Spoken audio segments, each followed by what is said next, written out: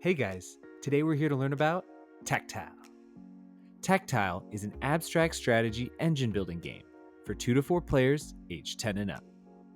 Let's learn how to play TacTile.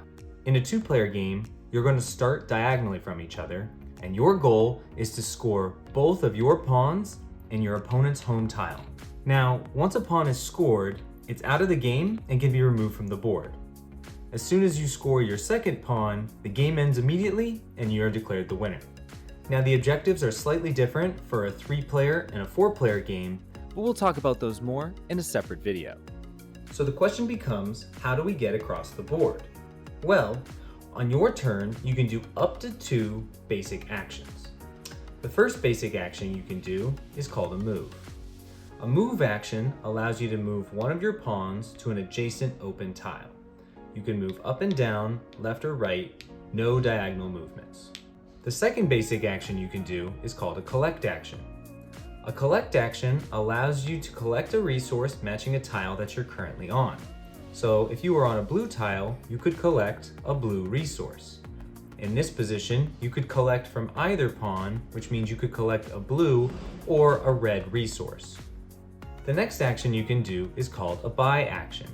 A buy action allows you to spend resources to purchase a card.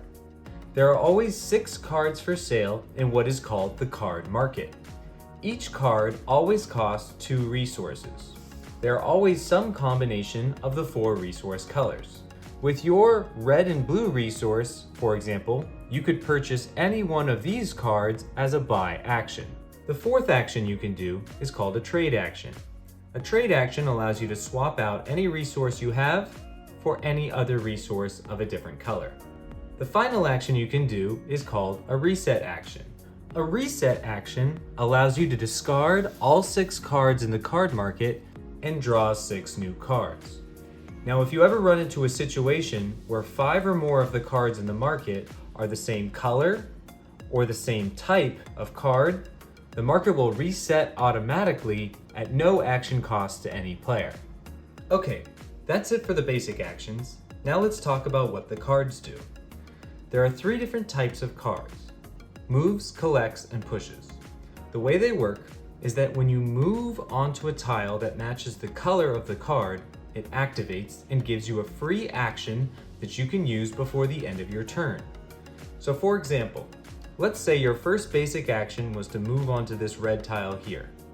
That would cause this red move to activate, which would give you a free move action. You could then use that move action to move either one of your pawns, so for example this second pawn, onto another tile. And yes, that would now activate your collect card because you just moved onto a purple tile.